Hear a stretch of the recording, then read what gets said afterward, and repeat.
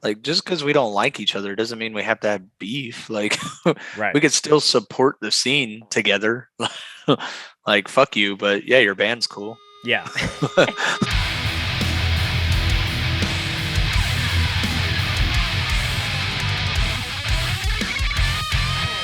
Pikachu, use your quick attack! He likes a buzz. Quick attack back.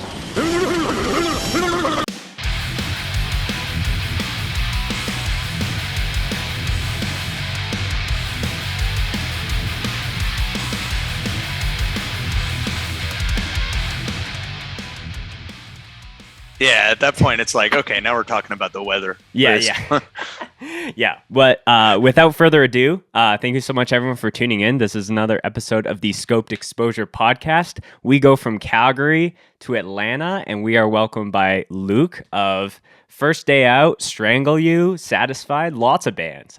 Thanks for coming on the show, man. Hey, anytime. I'm glad to be here. Anytime. It's pretty funny. So Luke and I got to officially meet for the first time at Promcore just a couple weeks ago, as far as recording this episode. And I think we've been kind of like liking each other's stories on Instagram and some of those things. I know that you were like a big supporter of when Endgame dropped the Living in Fear split, just because of the Atlanta homies. And then it was kind of funny because I felt the vibes were there, and I was like, I should have Luke come on the podcast. And you were like, hey, I actually asked if I could be on the podcast via email. And I was like, I felt super bad, just because I'm not as savvy on the scoped emails. So stoked that we're finally here doing it. I feel like we're going to hit on a lot of cool hardcore things and some other stuff. But yeah, man, I am psyched. Yeah, I'm glad to be here. I was like, there's not a lot of things that I've done in my life where I felt like I'm doing them right, But when we played the Promcore show, that was only our fourth show, Wow. And we played the Promcore show. I know I'm getting into stuff that you're probably going to ask later, Totally. but it was like a lot of people knew our lyrics and were like going crazy for us, and I was like, well, this is unexpected, Mm-hmm. and then it culminated. I think like right after our set was done, you asked me to do the podcast, and I was like, guess it's going right. Yeah, totally. Yeah, it was one of those things where I think we talked about this at the show. I felt like, because you guys played the pre-show, and I felt out of all the bands, you probably had the most consistent response throughout. Like, there was, some bands that really had like epic moments, but not like throughout the entire set. So by the time that probably this podcast is out, that set will be out. I'll be like strategic on that front. So highly recommend anyone listening, after you listen to this episode, to go check out that set. But Luke, we're getting too much into the music chats, and we haven't even checked any bevs yet. So it's tradition for the guests to go first. So showcase what you got. So you already know, I told you this at the fest after you asked me to do the pod. Classic Red Bull. It's the only energy drink I drink, really. If I have to, I'll drink a green Monster, because that's how basic I am. But this is my baby right here, and I guzzle these like water. It's really bad. I'm going to die very young. At least you're self-aware of some of those things. You're making the bed, and you're like accepting that. It's cool. It's delicious. Remind me, because you might have mentioned this when we were chatting about it at the fest, and sometimes my memory on some things is fleeting. Is there a reason you don't fuck with some of the flavors when it comes to it sounds like you're like original Red Bull or original Monster. So I'm curious, because I got a lot of there's a lot of listeners of this podcast that fuck with like the flavors of said energy drinks, but I'm curious where your head's at with that. I've literally never tried them. So that's why. They might be good. I don't need them though. I already have. Yeah. It's like one of those things where you like try something on a menu at a restaurant, and you're like, I don't want to try anything else because this is doing its job for sure. Yeah. Except Taco Bell. Taco Bell, you do the whole menu because everything is the same, just packaged differently. Yeah. How you mean by that? Like everything is just beef, cheese, lettuce, tomatoes, sour cream, just packaged in a different way of doing a tortilla. Right. So one is rolled, Yeah. one is folded, one's in a Yeah. a cone, aka a Yeah, taco. exactly. Yeah, I guess there's some truth to that, I guess. Yeah. As far as bevs for me, Luke, I think where are you on the scale? I don't mean to put you on the spot, but where are you on the scale as far as, are you an avid listener of this show? Is it your first time listening to an episode? I think you lean more on the other side. I would say basically when you have on I'm not like a listener to the point it's like, oh, scope drop, I gotta listen, you know what I mean? No, that's fair. But I'm a listener in the sense of like when you have my friends on or people I respect or musicians I like, then I check it out. I don't, and this sucks for me as like a relatively like, pretty small band, but I don't really check it out when I don't know. Well, no, that's fair. And I'm the same way with like any of the other, Jamie or K podcast or my boy. Form of Passion. Like I try to check out as much as those as I can, but I'm not as inclined when it's like I have no idea who this band is. So yeah, I feel like it's natural that you need some kind of point of reference. But I was only asking as far as like knowing how much of the Bev influence of this show there is. So I'm checking one of our Bev sponsors, which is Say When, which is like a chai concentrate. So, lots of people have heard me talk about this brand. So it's like a 1-to-1 mix. I feel like I'm going to have caffeine overload today because I've had 2 coffees and now I'm having like a dirty chai, which, I might be shaking by the end of it. But here's the interesting part that I don't think I've ever checked on the show. So this goes out to my friend Matt from Mind's Eye. He put me on to this not milk. So I have to do some more research, but he was telling me that this is like a plant-based milk alternative that is made by AI. Like, so there's like robots that essentially had like figured out how to make like cow's milk, but plant-based. So my grocery store finally picked it up and I've had this with a bunch of like different hot drinks and cold drinks, and I'm about it. So, not milk. That's what we got. Kind of the combination of the two. Okay. Yeah, I might have to check it out for my Q rig. That's fair. Well, Luke, cheers to you, my guy. Really excited to be doing this episode. I feel like we got so many great things to talk about. First day out. The main kind of project, but Satisfied and Strangle You were also kind of bands that were on my radar, and I got to see Strangle You as well. But before we get into like the bands themselves, let's break down some of your hardcore origin. So take me back in time and tell me some of the formative moments for you, how you got into hardcore, how you got into the space. I feel like as I was kind of perusing your Instagram in prep for the show, I was like, it's very clear that, you're about it and in this shit. So yeah, tell me how like the seed was planted and how that was watered and grown into what it is. So I guess it starts like, so I grew up in Little Rock, Arkansas. Mm-hmm. And we didn't really have a lot there as far as hardcore goes, but like in the early to mid 2000s, I would say like 2004 is probably like when I first started going to music events, Okay. And it would usually be like some big metalcore thing with that, like Hatebreed would randomly be playing or Throwdown would randomly be playing. And fun fact about me, I hate metalcore.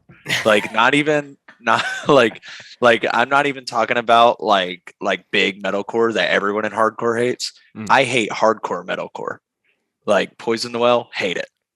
Like except for very certain bands like in those formative years, I saw a lot of bands like Symphony and Peril, stuff like that, and they were cool to me.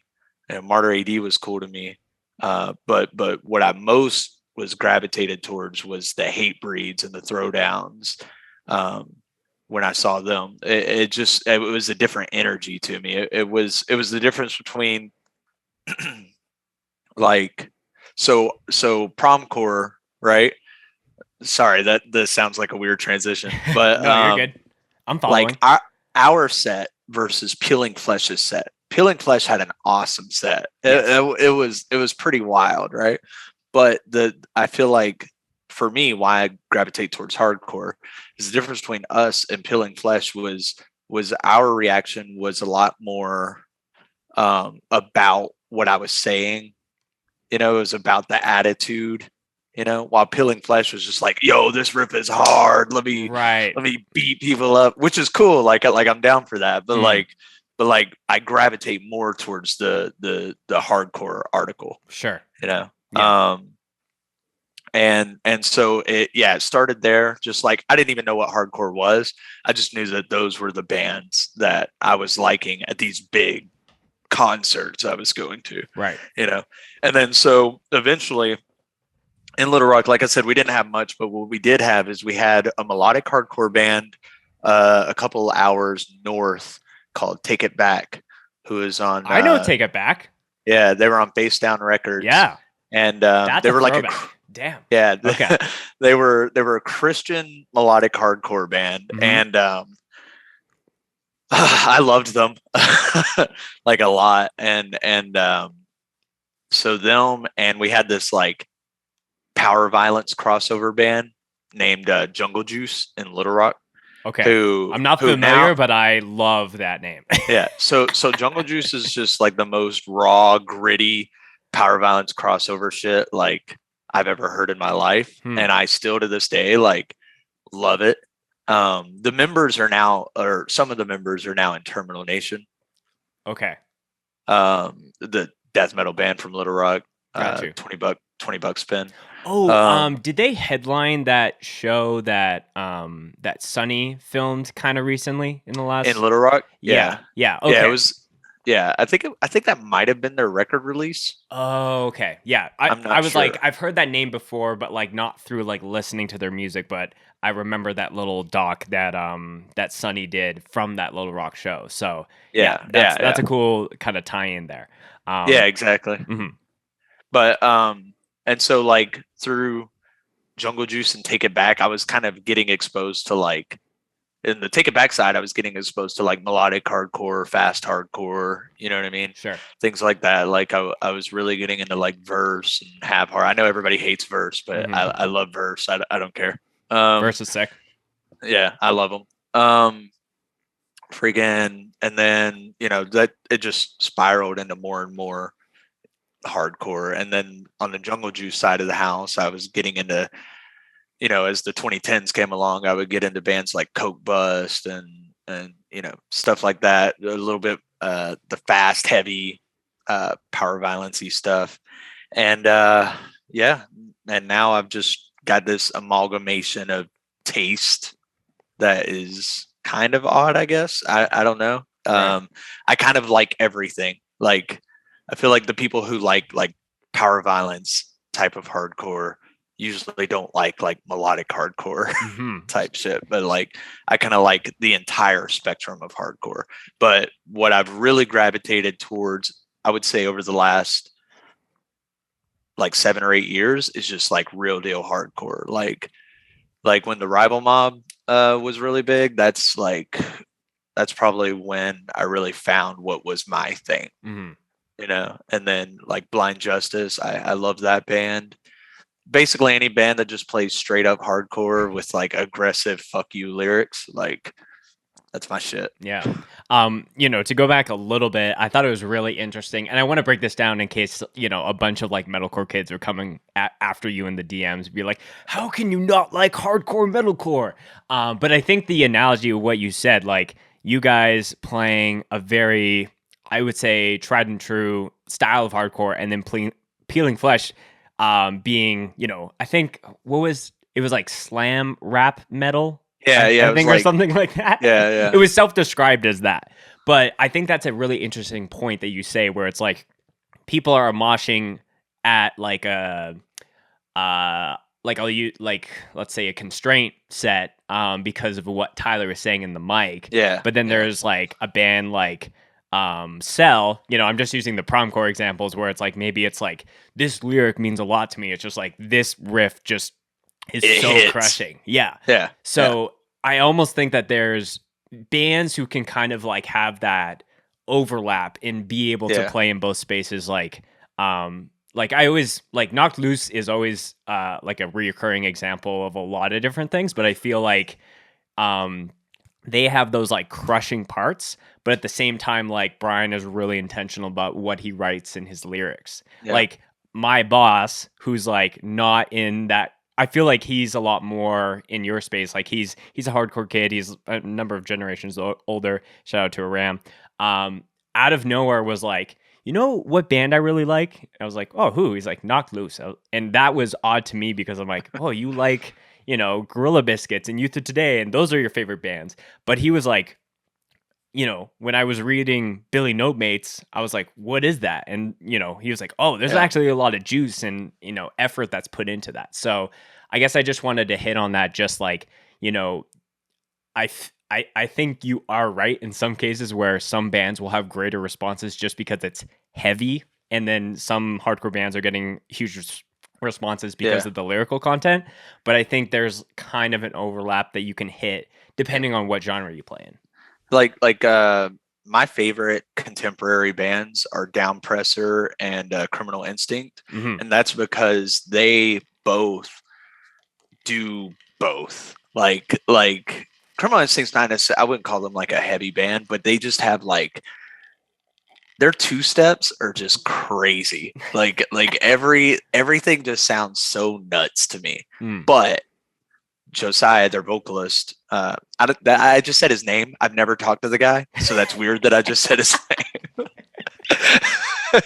But their vocalist, he writes the most intentional, aggressive lyrics, and that mixed with the great in-your-face instrumentals just is amazing to me. And same with Downpressor. Downpressor has a lot of those like parts that just the riff makes you want to mosh. In the song Beyond Recognition by Downpressor, they play a lead that makes me want to mosh. A lead makes me want to just freaking kill people. It's crazy. Yeah. But his lyrics also, and just the attitude, not just the lyrics, the attitude accompanied with them is just so intentional. And it's just so like, it's just something like I fuck with so heavy. Yeah. And that's why I like bands like that who just really blend both are truly my favorite of like today. Yeah. And I think, you know, as someone that listens to, you know, I think we're in the same camp of like listening to a bunch of different styles of music and having appreciation for different things. I think if all bands were trying to like be like super crushing and also write the juiciest lyrical content, like that would become stale and that wouldn't hit as hard. Like you want to have bands like fucking like Desolated from the UK that are just stupid heavy, and then you want to have bands that like are maybe not as heavy but like have like really just like the subject matter that the vocalist is writing about is like really thought-provoking. So I feel like you need to, I love the amount of variety that hardcore is right now, and I think it feels at scale because of like the internet and being able to connect like from all over the world. Because at the time maybe it was only bands that were coming through your town that you could kind of like choose as a point of reference, but now it's like you can kind of look anywhere and pick something up from a certain band. Hardcore is just flat out like at an all-time high right now. I feel like that's kind of a controversial statement to some degree, but like I think it's 100% true. I think there's so many good bands coming out that shit on legendary bands. Like like in reality. I mean, granted, of course there's influence from, you know, so there's obviously respect to that. Totally. But like, man, I don't know. Current hardcore right now is just absolutely nuts. I love it. So speaking of current hardcore, let's talk about the current bands that you're playing in. You know, there's a couple to break down. But yeah, tell me about like maybe just the start of playing in bands for you, and then the formation of First Day Out, Strangle You, and Satisfied. So I've been trying to start bands like my whole life. Full disclosure, I'm 30 years old right now. So I'm kind of getting in the later years of when it's cool to start a band. But I've been trying my whole life. Unfortunately, growing up, I try not to talk about like my upbringing too much because it comes off like I'm being a fucking like a crybaby or some shit. But like, just long story short, I was like really broke. Yeah. And I never had like instruments or anything like that. So as I became an adult, which I didn't get my shit together until I was like 22. So so when I was like in my mid 20s and I could actually afford instruments and shit, that's when I finally was like, all right, time to start a band, and so I started a band. I'm not going to say the name of it because it really fucking sucked. Yeah. I feel like everyone's allowed to have that one excuse. Like, we don't talk about this so-and-so. Yeah, it really fucking sucked. But actually, a few people in our area really liked it, and it was cool. Me and the drummer, we kind of had, I wouldn't say beef, but we had differences, we're like, this is one of those guys who, like, when he got a girlfriend, he just, like, you'd never see him again. Sure. I just hate that. And I don't know if you've noticed, I'm not really the type of person to hold my tongue with people. So, it is what it is. But freaking that band dissipated, whatever. And then I started Satisfied with Wayne from Living in Fear. Mm-hmm. And I'm not going to lie, when we first linked, I wanted to sound like Verse. The band sounds nothing like Verse at all. But that's what I wanted. But God, I love Wayne, but God damn it, he loves Poison the Well, and I hate Poison the Well, and so much Poison the Well links its way into the sound of Satisfied, and it kills me. But it's a good band though, and a lot of our like local people who I'm not even like friends with really like Satisfied. Like we'll sing along to our lyrics at shows and shit. So that's cool. But then I was like, because like I said, I really love just tried and true, no bullshit, hardcore punk, So I was listening to a lot of the Rival Mob, and friggin' Jordan, right now he's going to be playing drums in First Day Out for a little bit, but he's usually a guitarist. Until we find a more permanent drummer. He sent me this 3-song demo, which ended up being the First Day Out demo. Gotcha. He sent it to me like an instrumental tape of it, and he said, "I'm such a dick, dude." He said, "Hey, I made this demo for a band I want to do with my wife. You know what I mean? What do you think of it?" I sent it back to him like an hour later with my vocals over it.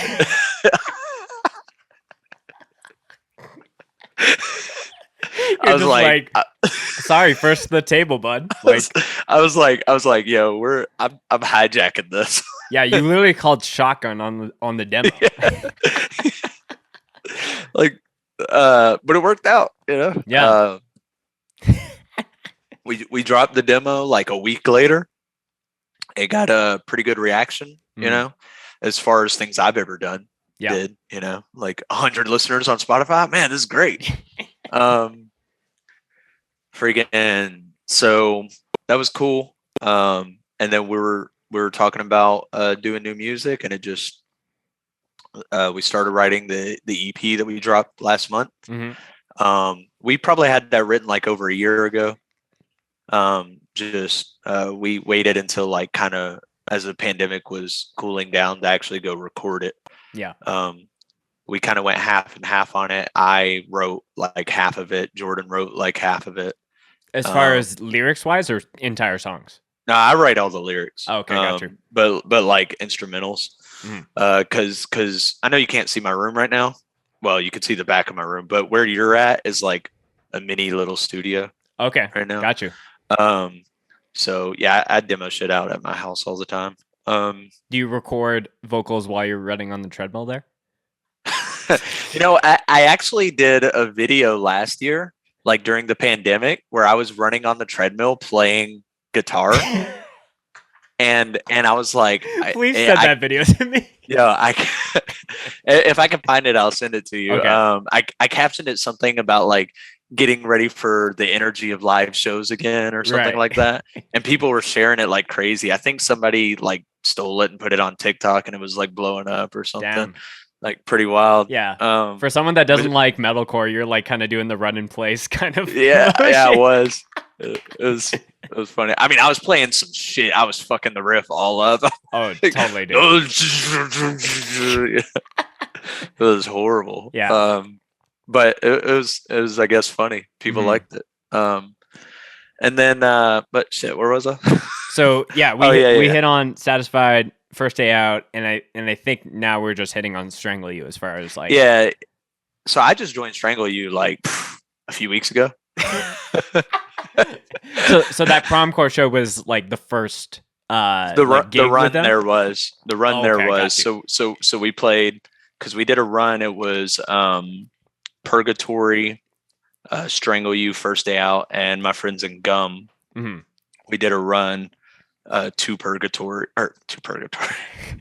Promcore Purgatory. We did a run to Promcore. Yeah. And so the first show of that run was my first show with Strangle You on like a week and a half of learning the songs. Yeah. And I don't play bass generally. So it was a bit of a learning curve, but now I'm feeling really comfortable with the songs. Of course, after Promcore. I think I got some good shots of you. I think you're having some bass struggles at certain points in the set. Yo, I have a brand new cable. I have it over here right now. I have a brand new cable I just bought that just kept going out in the middle of our set. I was like, "Are you kidding me, dude?" That's worse. It was super annoying. So like for the first half of the set too, I couldn't use like my rap pedal, so I was just going like basic bass tone. And there's like a couple bass only parts during that, and I was like, "Oh, this just sounds terrible." But it didn't matter. It didn't matter because the crowd was going nuts for Strangle You anyways. I mean, Strangle You is pretty much like a half Atlanta, half Tulsa band. So it was of course it was going to go nuts, and it did. It was awesome. And I'm really, Cayman, the vocalist of Strangle You, he's like one of my best friends, and I'm really glad he wants me to be a part of Strangle You because I believe in that band. I believe in First Day Out too, but Strangle You already has some connections building up for it, Yeah. First Day Out, we got to get out and grind a bit, which we plan on doing upcoming, but we'll get to that later. Yeah. I think Cayman's like backflip to two-step is like one of my favorite mosh moves that I've ever seen. Dude, please, can you edit that out? Please, when he listens to this. It's like too much of an ego boost for him. Dude, oh my God. Jay from Take It to Heart the other day, because we played with Comeback Kid in Atlanta the other day. Right, yeah. And Cayman did, because he has a guest vocal on our song Cruel World. So he came up and he did his guest vocal, and then he did his little fucking backflip. Like, if I was 5'5", I could do a backflip too, dude. Yeah, you don't see any 6-foot motherfuckers like flailing and hitting the ceiling. Nah, I'm just giving him a hard time. But yeah, Jay like shared the picture of him doing a backflip. By the way, sick that our friend John got the picture of him doing a backflip. Like, I mean, I was way closer to him than it looks in the picture. And I didn't know he was about to do a backflip. So that's why in the picture, I'm like, yeah, there's a little bit of, don't flat backflip into me, bro. I was worried for him, really, because like if he would have hit me, who knows what would have happened. Yeah, I will echo the shout out to any photographers who snap those backflip moments because they happen so quick. So to be on the shutter and ready to go.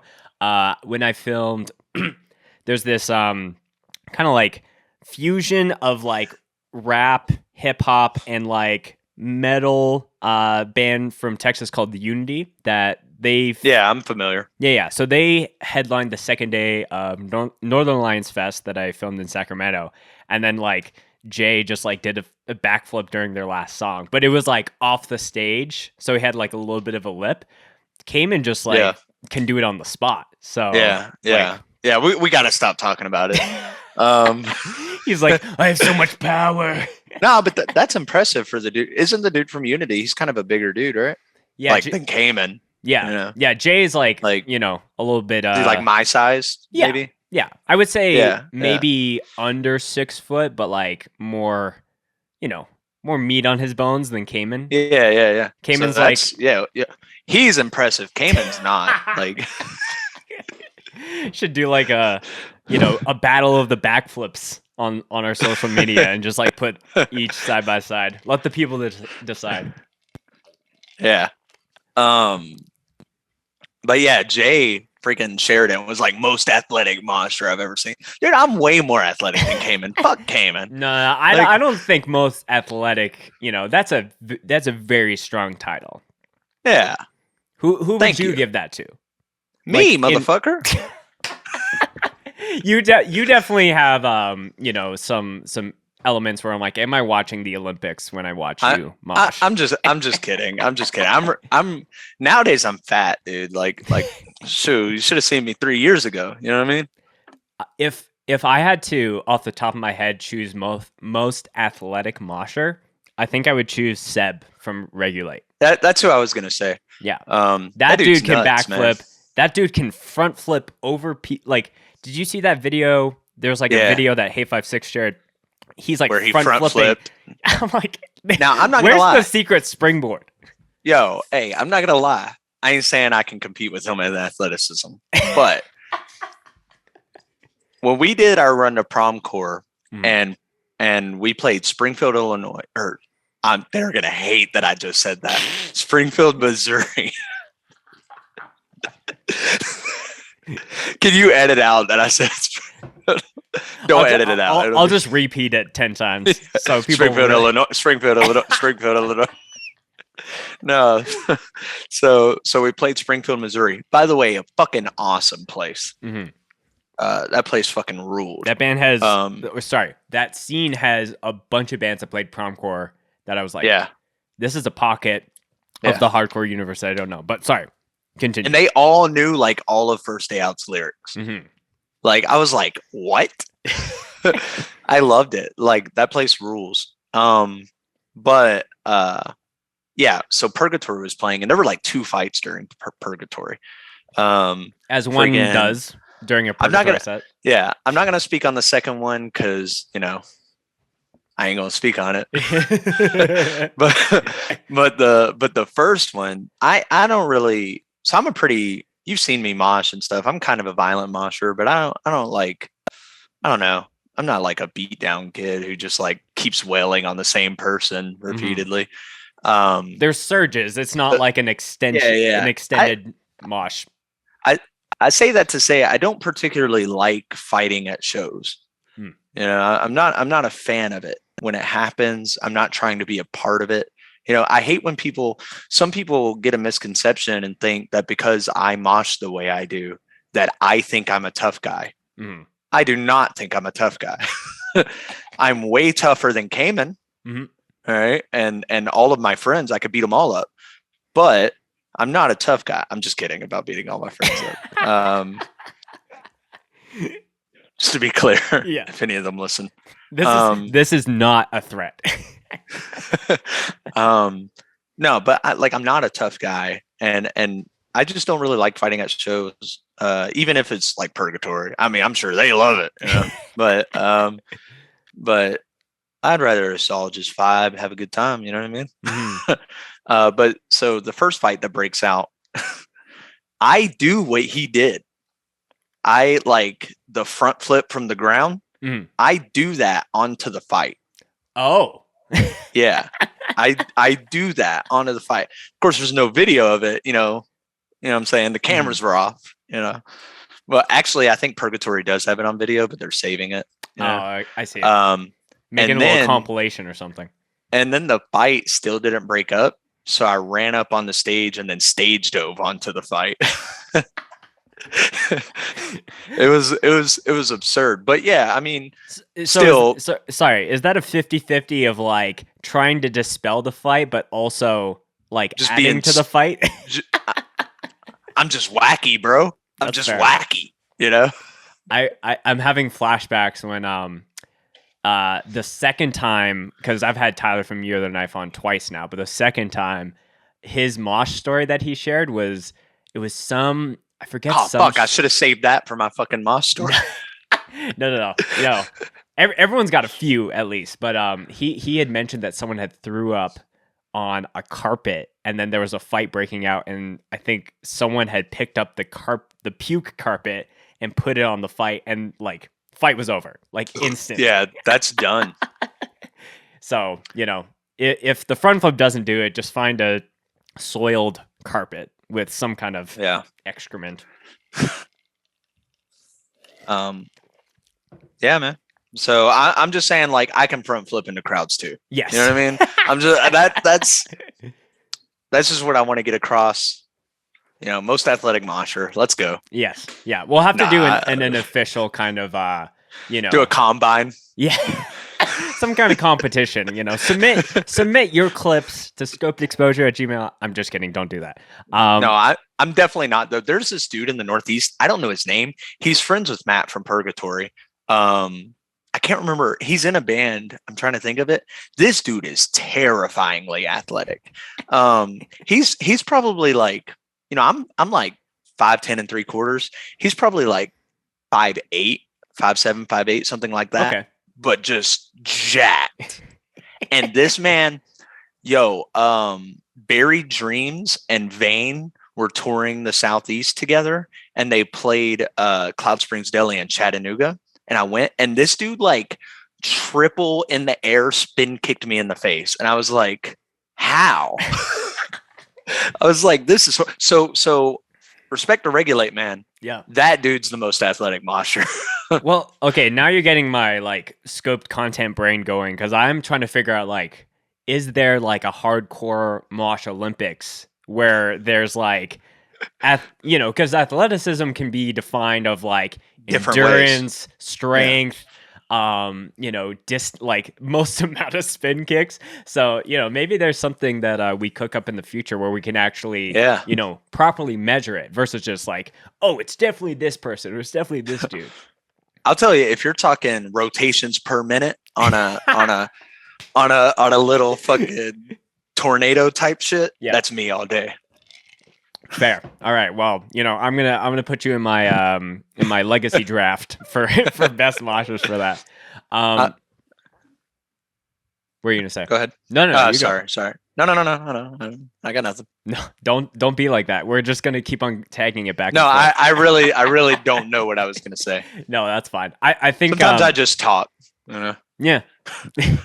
So I think a couple other things that I want to hit on with you, Luke. You know, something that I heard during your first day out set that I thought was really, really, not funny, but it was just how you kind of set it up. You're like, I write a lot about posers, a lot about people that hate and that kind of thing. So, you know, and this is maybe, you know, I think we can joke about things, but I think we can hit on some maybe more like serious things about hardcore as well, just because, you know, whatever hardcore scene that you're a part of, you're going to have people that are gatekeepers, that are people going to box you out, people that are going to cool guy you and all that. And like, I'm a big advocate to like, not only be the opposite of that, be inclusive, to actually like, you know, if we're talking about hardcores for everyone, like actually, you know, be for everyone. Actually believe that. Yeah. So I'm curious on like what your thoughts are with like, you know, it's funny.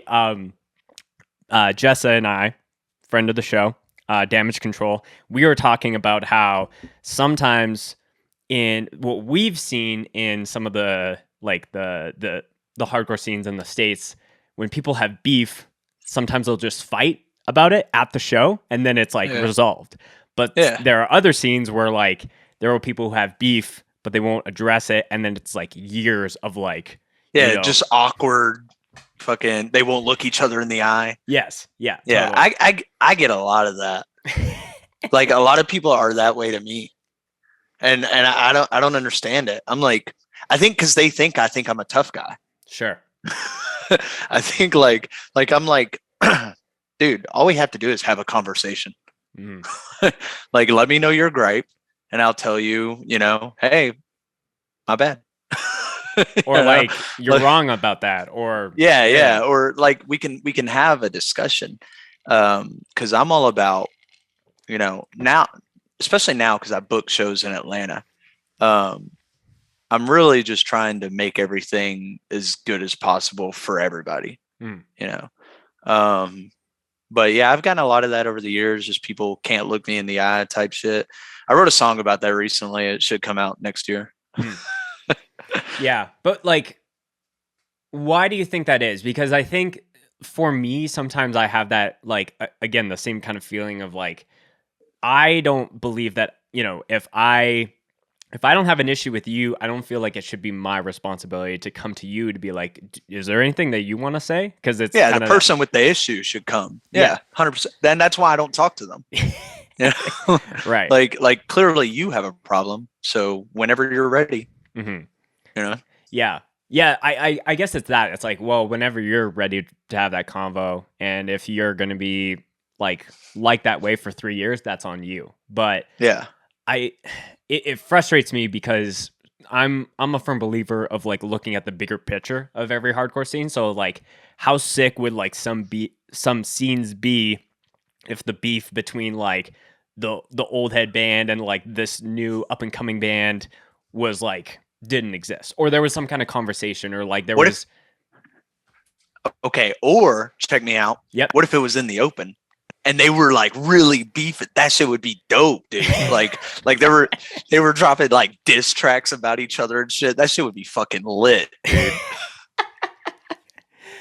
Yeah, like that has been the thing too, where I've like thought about like, yeah, if there are some people and some bands that don't fuck with me as a person, or like me as a person, so that affects Scoped and like the bands that I'm in. So, but I think like if, and nor do I think that because, I built this thing or I play in this band, like that I deserve respect or whatever, like, but it is that thing where it's like looking me in the eye and like having a conversation with me is like a very quick way to actually understand what I'm about.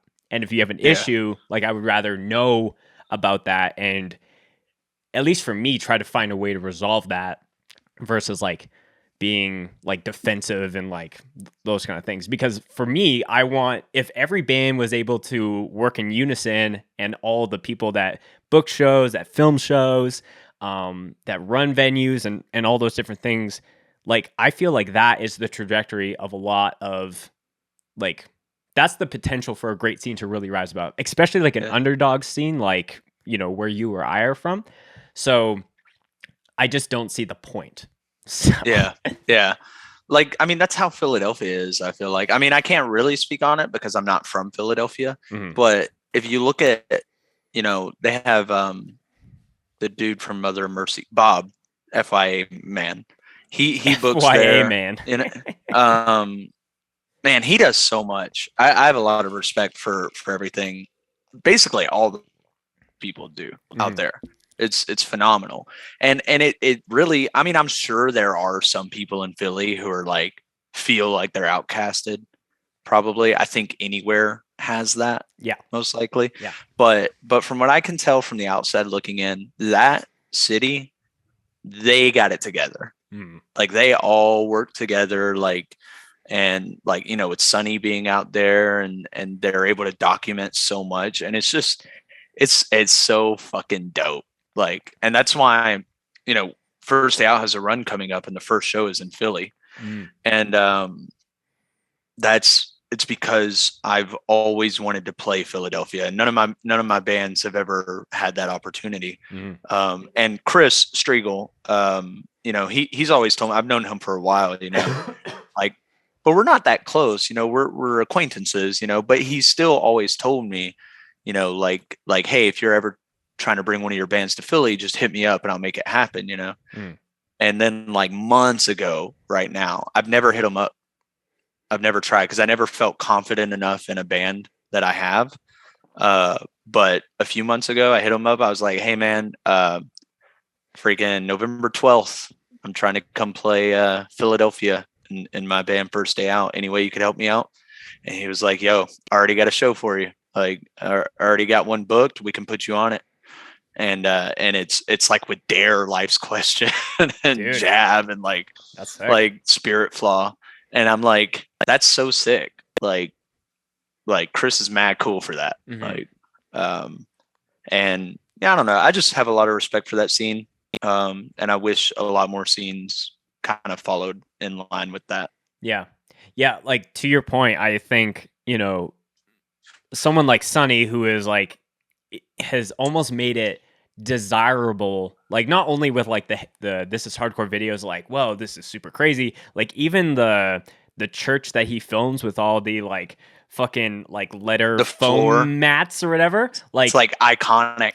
Totally. Yeah. And it's the same thing with like different DIY spots that you would see in California. Like one of my like favorite like hardcore sets is like it's like I think it's Expire playing in a and I don't think that this band I don't think this venue is doing shows on a regular basis, but it's like them playing in like a burger joint and like the drive-through is still going and like people are just going crazy. Yeah. But like having those really crazy shows, which I think happen all throughout the country, all throughout the continent, and being able to document it, put it out, like a viral moment happens, it gets shared around. Like Promcore is a classic example of being like, you know, what's the reason? Like so many people outside of hardcore, when I was like, oh, I'm going to Tulsa for a music festival. Like, they're for like, what? Yeah, exactly. For what? And like, you know, shout out to all like the Oklahoma friends that I've made, but it is that thing where it's like hardcore creates certain areas of the continent or the country or wherever to be desirable because of a festival, because of a band that's coming up from there. So that's what I've tried to really do with Scoped as far as like Western Canada, and like, hey, we exist and we got cool bands. We got people that like really support people that make the trek all the way up here. Yeah. And you know, the same thing goes for you with the cool bands that you're doing and doing shows, but still there are like people within the, you know, the respective local spheres that are like, I feel like I need to be shitty about this. Yeah. It's always like for me, it's always been like everywhere I've been, not just like Atlanta. You know, I'm not hating on like Atlanta hardcore. But everywhere I've gone, it's like always the local people who want to be the most, I don't want to say hateful, but just least supportive compared to like, you know, we go to Springfield and it's fucking amazing, like out of nowhere, you know? But you know, I think in time, you know, I like, just to bring this back to like posers, you know, because fuck posers. I think a lot of people come into hardcore and they want to be cool guy right away. They want to be that guy who only shows up to their own band show like right away. They don't want to pay any dues or anything. And not to say that you have to pay any type of dues. Nobody should be a cool guy, but at least do something for the scene before you start becoming a cool guy. Jesus Christ. And yeah, I fucking hate those people. Yeah, I just like, I think it really showcases the people that are about it versus people that are like using their hardcore platform as like their one like center. Are you good? You said the people who are about it versus. Oh yeah, sorry. I think we lost connection for a little bit. Yeah. I think there's it's a clear showcase of people who are about it. Like Sonny, in my mind, like no question that he's not about like supporting bands, this space, and the love of the music. Same with any person that takes on a big scale thing. And you know, to the point of all that, like you don't need to take on a big scale thing to be about hardcore. But I do think that Yeah. a lot of people get lost in the sauce of like, they get in a band, they get a little bit of attention, and then they're like, okay, now I can like check out in a way. And like, I'm so cool. Yeah. Oh my God. I'm so cool. And I don't know. To me, it's just when people just start becoming exclusive. Like, you know, there's a lot of people. I want to say names so badly.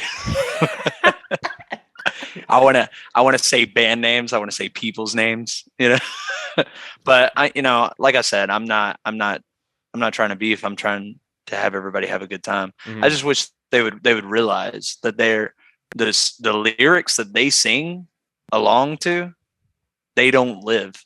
Mm. You know what I mean? That's just what I wish these people would realize, because they only go to shows their band plays or their friends play or their friend books. You know, if it's not their friend, you know, they don't support it. Yeah. Even though it's hardcore. Right. You know, that shit just doesn't make sense to me.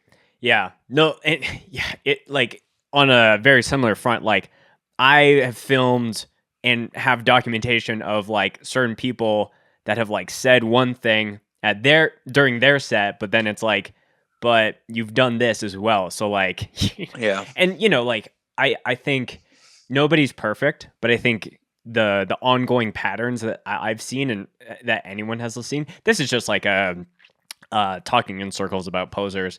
But I think it is like something that I have really been frustrated by, and so that's probably why I'm hitting on it so hard at this point. I mean, and there is something, like you said, about where you say something and then you do other stuff, and there is, you know, being a victim of the moment. You know, like when you're like me, I say I'm not a tough guy, right? But let somebody punch me in the face, and let's see what I start acting like. Sure. You know what I mean? Like I'll start acting like, oh, you want to fucking fight, bitch? Yeah. Like, you know what I mean? Like, cause you just get caught up in that moment. Mm-hmm. That doesn't mean that's who you are, you know, but, yeah, I don't know. We've kind of circled the drain on that. Yeah. Fuck posers. So maybe the final question to kind of like wrap up this whole section, because I think a lot of people don't realize that there's certain actions that aren't inclusive, positive, you know, furthering, trying to like uphold the scene and like keep people, actually pushes people away. People that are like first into a show and maybe are like, oh, this actually feels like very cliquey in high school, I'm not about that, and leave. But then there's people who are like invested in playing in multiple bands that like get so frustrated that like, and I'm speaking about seeing that in my scene where it's like, I had a friend, his name is Dan, and he was playing in all these sick bands, and then like because of a certain friend group, he was like, I can't be in this shit. I'll like listen to it when like certain bands put out new records, but I can't do that. And so that like frustrates me, and again goes back to like the change that I want to see when it comes to, you know, anyone that has any level of influence. But the question that I want to ask you is, how do people who are like, what keeps you here? Like, what keeps you in the space? And what would you say to someone who's like listening to this that has been like really struggling maybe in the last little while with like shows coming back, but like certain people like acting a certain way and maybe not being as inclusive? Dude, honestly, big question, but yeah, it's I feel like this might be like a cop-out answer, but it's like, I don't know what keeps me in it. Like, and to that point, I think it's just who I am. Simply, like, cause I've thought about it before. Like I've thought about, you know, what if I fucking, you know, got canceled or something? Like, what would I do? You know? And the only thing I can think is I'm still going to fucking go to shows. You know, like, it's just who I am. Like I don't have to try to go to local shows. You know, I mean, I do, because I live 2 hours outside of Atlanta right now. The rest of my band lives in Atlanta. I live 2 hours outside of Atlanta. But yeah, like it's just what I want to do. Like, and if I didn't want to do it, I wouldn't. Yeah. And that's what I am about everything. It freaking yeah, it's just who I am. Yeah. Yeah. I think it's kind of the same way because I think anyone that has had some kind of level, like some kind of unnecessary beef or like something like that, and then it is like, do I actually? I feel like you should ask yourself, like, do I want to be in this space? And I think for me, like, I've had that moment where, like, multiple times where it's like, should I even be filming shows? Should I like be doing this a little bit more? And it's like, and then I like am up at night and it's like 11:30 at night and I'm editing like fucking I'm trying to remember like the scowl set as an example, and just like a huge smile comes to my face when like certain moments are happening, and I'm like, okay, like I love this shit so much. Like no like poor opinion, bad take, or some shitty attitude is going to propel me out of it. Exactly. I would rather like be so stoked that person's like longevity in hardcore like ends, and then it's like I can just keep going. And not to say that I'm trying to push them out, but it's like, I would rather like fly that flag so much that if that person is going to be that way, that they just exit, and then it's like, even better. I want to caveat that into Buried Alive, right? Has a song called 6 Month Face. Are you familiar with that particular track? So he says, and remember what Death of Your Perfect World was recorded in what, 97, 90? I got to look. I got to be sure. That's fine. 97, 98, something like that. And it's just funny how things stay the same. Mm-hmm. Let me find it real quick. You're allowed to fact check it. 1999. Okay. But yeah, things stay the same, right?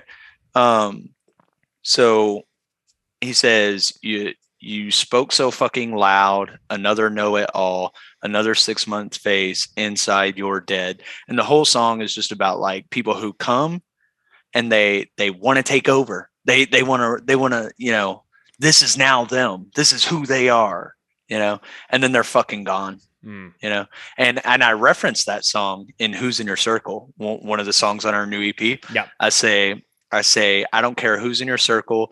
They don't compete. Another 6 month face ain't worth shit to me.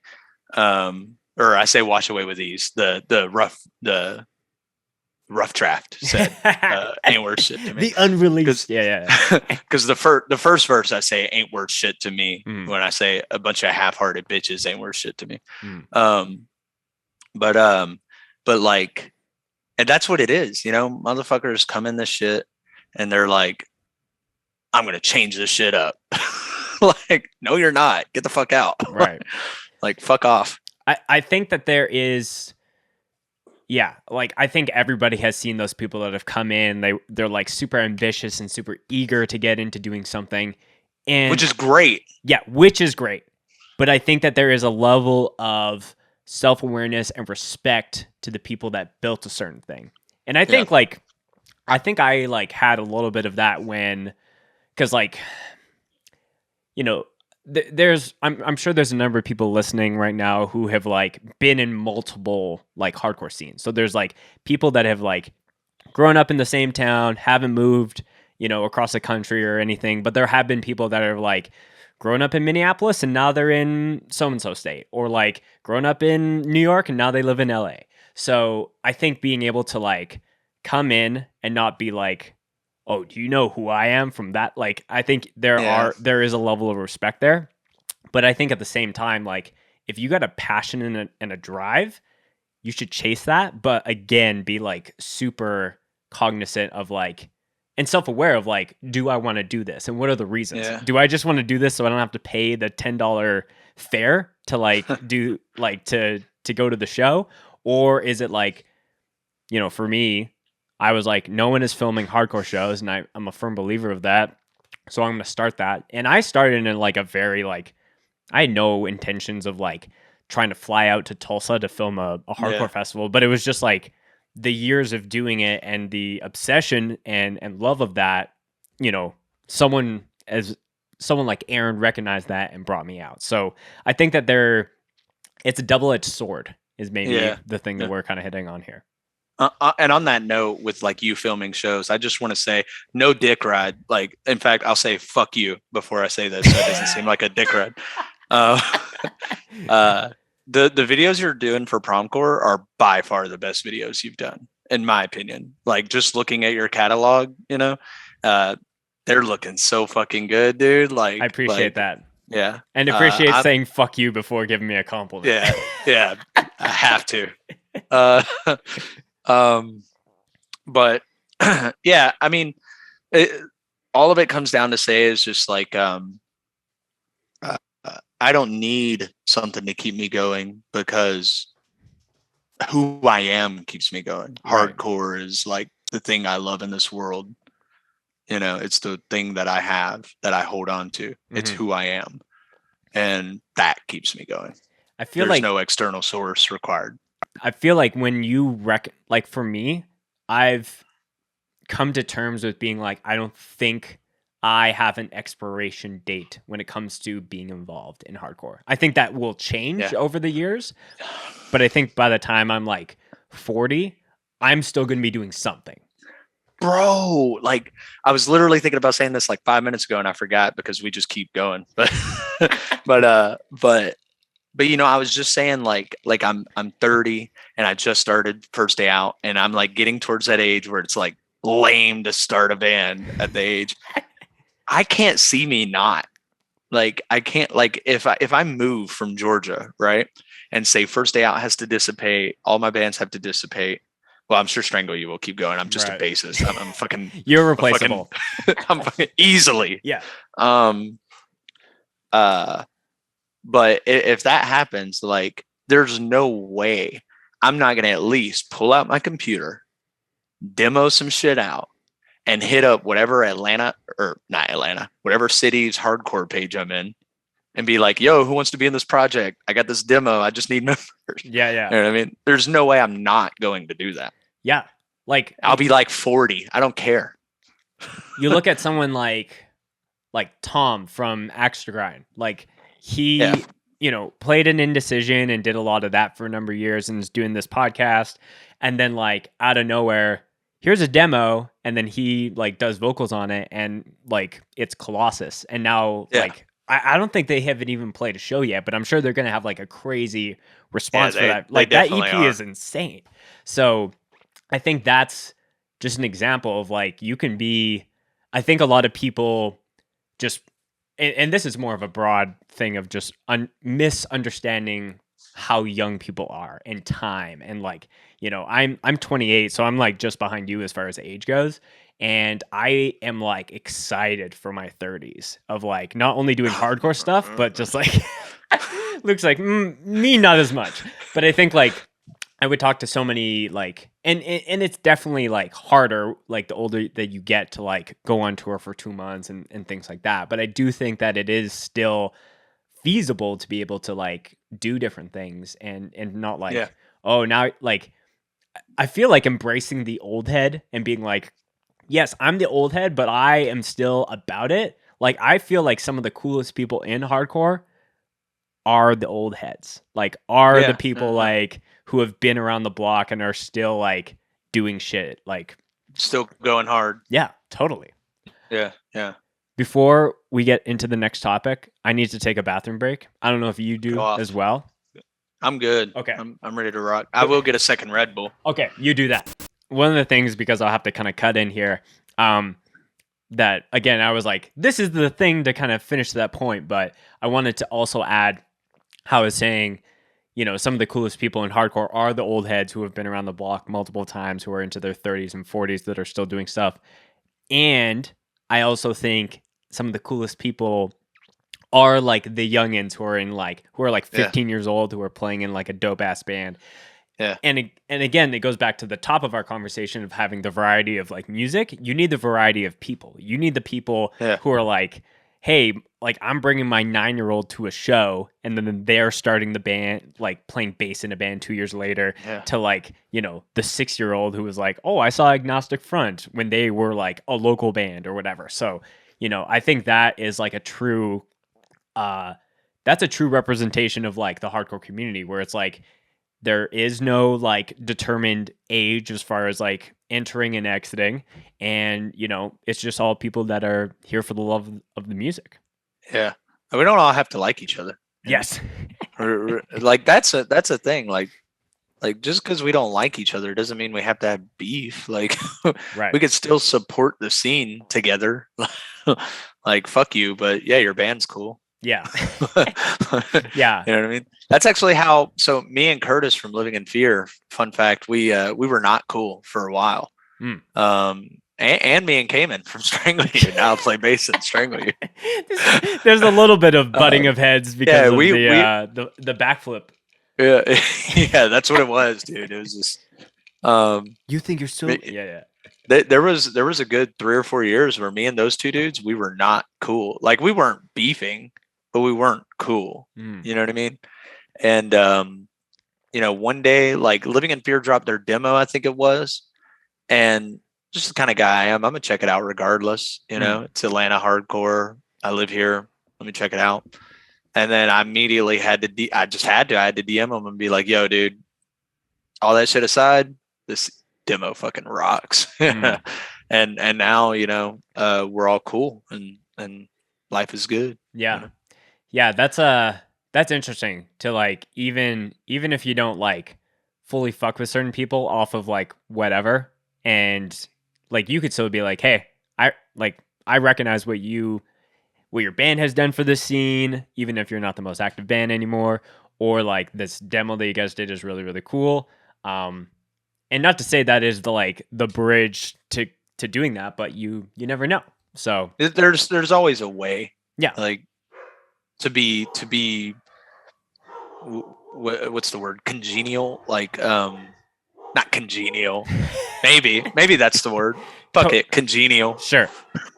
Are you coexist mainly? Yeah. There's always a way to coexist. Like, there's no sense in beefing. Yes, I agree. I'm just waiting for my dogs in the background to chill out. Yeah, they're kind of going crazy. Yes. I'm going to go check on them, so we have to edit this one out as well. Luke, I think that we have filled our hardcore quota for this episode.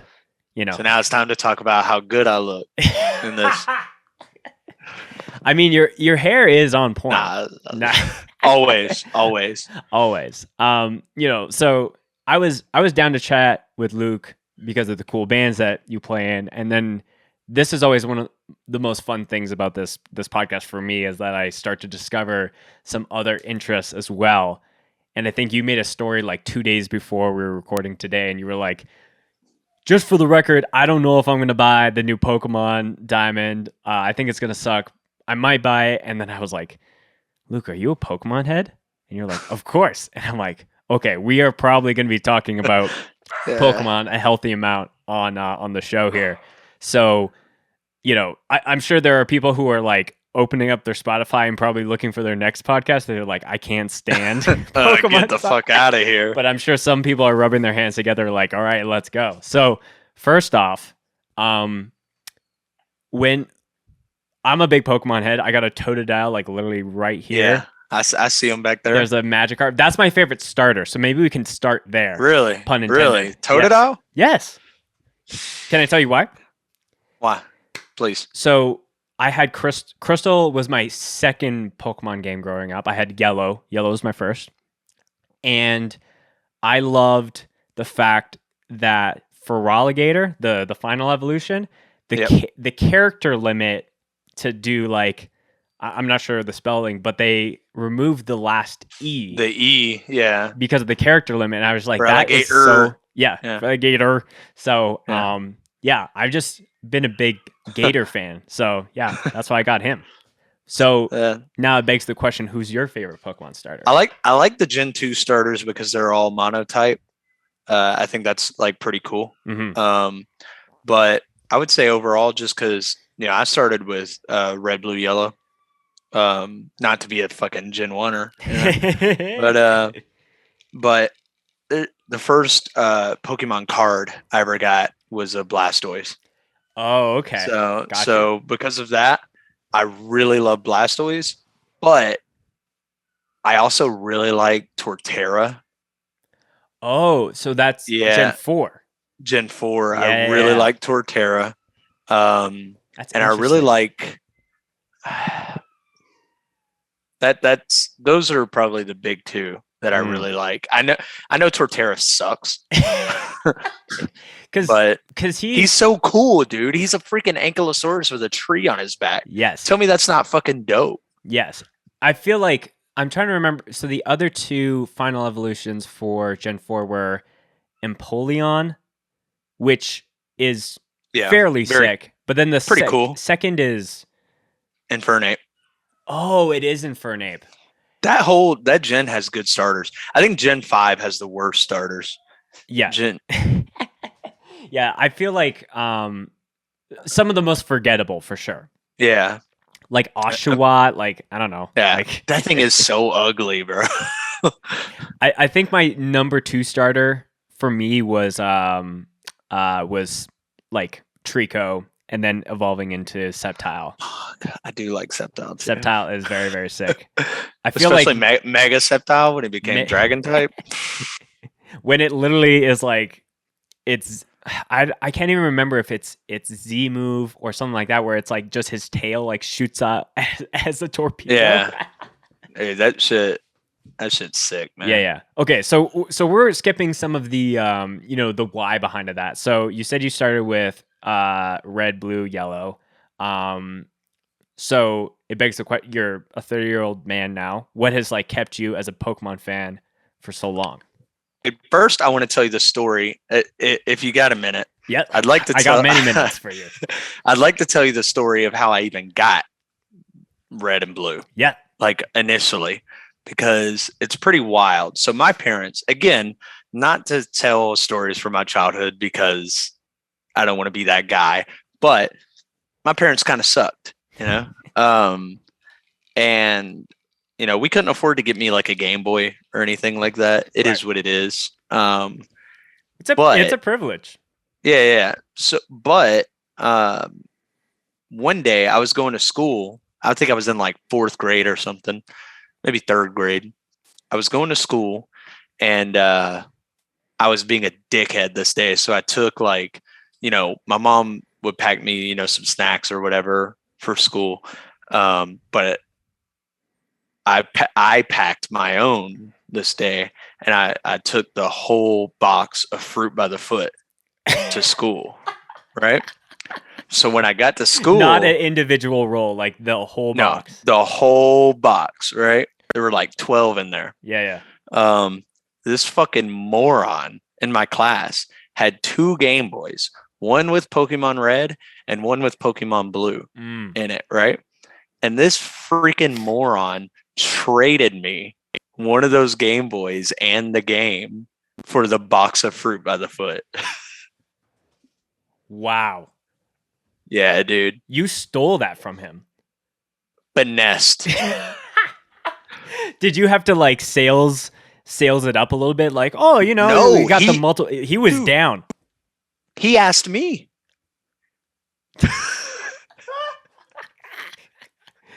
Man. And it was dope because down the street from us lived this kid named Joaquin, right? And I would always borrow Joaquin's Game Boy without him knowing, and I'd be playing it at home, and my parents would get pissed because they'd be like, "Now Joaquin's parents probably think that we can't buy you things or something." I'm like, "You can't." That's true. They're not wrong if they think that. Right. So then when I just randomly actually had a Game Boy, like it was I kind of got in a lot of trouble, but they let me keep it instead. Yeah, they're like, these roll-ups are for the week, and you're like, this Game Boy is for my life. Like, it's gonna nourish me in different ways than like a couple fruit by the foot. It was the best trade I've ever made and ever will make. Yes. Wow. That's crazy. Yeah, it's transcended into a lifelong love for Pokemon. I'm sure that guy is on another podcast being like, I can't even imagine that I traded a Game Boy and a game for because I'm sure what was I thinking? Yeah, what was I thinking? So, did you get red or blue? I got blue.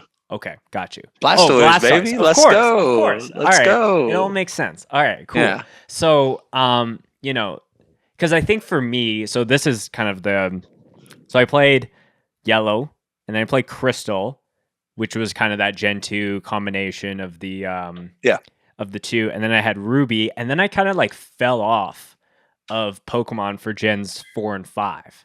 Dude, I literally did not play Gen 4. I've still never played Gen 4. I know I said Torterra is one of my favorite starters. I just like the way he looks.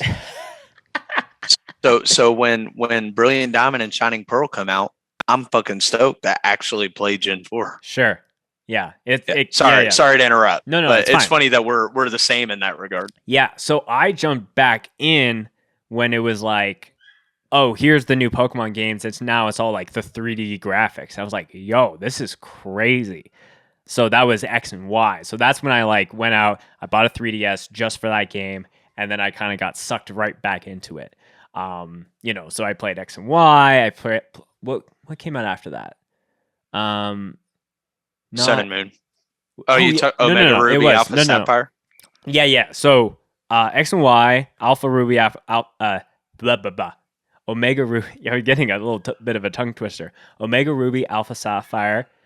Because again, that was like Gen 3. That was like the last thing. So it was like, it was nostalgic, but it also had like the new graphics. Sun and Moon. I didn't play the like Sun and Moon tune or whatever because I'm like, this is just the same game, is it not? And maybe no, it's actually way different. Yeah. Okay. So you got to go play it sometime now. Yeah, I guess so.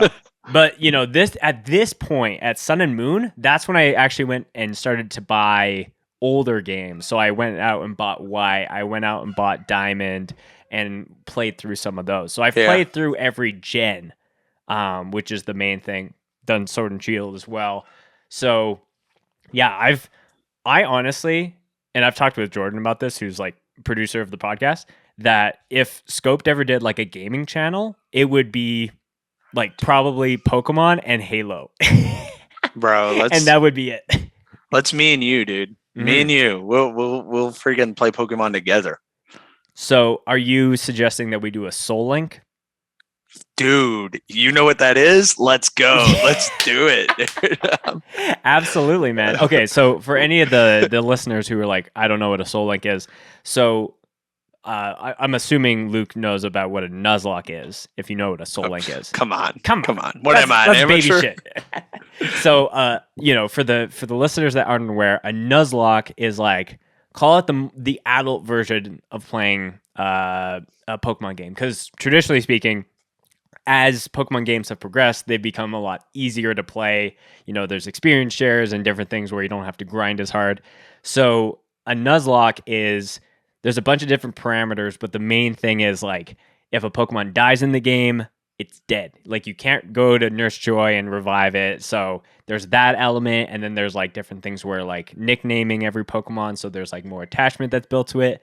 So a Soul Link is essentially two people playing the same game at the same time. But when you catch a Pokemon in a certain route, which is the only one that you can catch, they're linked together.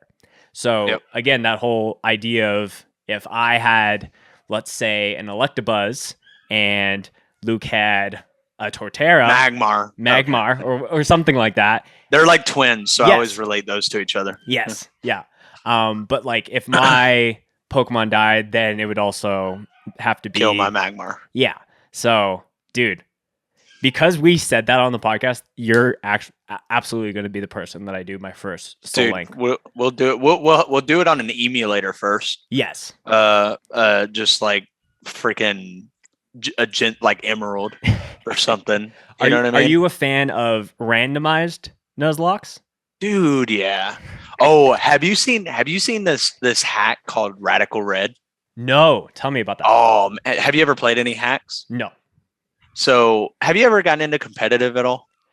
Not myself, but I've watched people play competitive. So I understand some of the basis of like baton passing and all that kind of stuff. Yeah. So Radical Red is competitive, like you play through the game and every gym leader has a competitive like EV/IV trained Pokemon with competitive move sets and stuff like that. It's hard.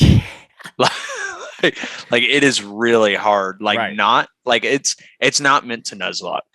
Like just play through it. Yes. You know, like it's extremely difficult. You will drive yourself mad if you're like, yeah. I have to restart this entire game off of this one battle that I lost. But yeah, dude, I'm down. I actually have a capture card 3DS, and I also have the I can't remember what it's called right now. I have one where I can stream from my Nintendo Switch. Mm-hmm. I have one of those. But it'd be good to. You sound more ready to go than I am with this, dude. I was born for that. I was waiting for somebody else to want to do it with me. Because I can't be consistent on my own. I suck. But freaking, if we just did like an emulator on the computer, that's too easy. Too easy. You know? Absolutely. Too easy. Dude, okay. So I'm loving this. So, you were mentioning gyms. So it begs the question, if there's a Pokemon trainer, Luke, that is running a gym in the game. Let's go. Where would you be placed? Would you be one of the first kind of gyms, in the middle, like the last one before the Elite Four? So you got to pick a typing and kind of like a team based off where you would be in a game. I think I like the 6 or 7 slot, because I feel like those you always breeze through, because at this point you're kind of leveled for the last gym. Yeah. You know, like almost, but like I don't know, like so I would like to fill that slot and fuck trainers up, you know. and I've had this idea where, like, because I've thought about doing a playthrough like this, like a mom lock, where I know that's confusing, right? But a mom lock where all the Pokemon I use are Pokemon that your moms have had throughout the games. Like when you start Sword and Shield, she has like a Fletchling and a freaking a Go-Go and a Skiddo. Yes. You know, so like my team would have a Go-Goat and a Talonflame. Interesting. You know what I mean? And there's another gen where your mom has a Rhyhorn. So I would have like a Rhyperior. You know what I mean? Like I think that would be so interesting. And like I'm the player's daddy. It's just like I got with all of your moms. Yes. And stole all of their Pokemon. All 8 of them. Damn, that's super meta. That's a great answer. Let's go. It's not like, oh, I really like electric ghost types. Yeah.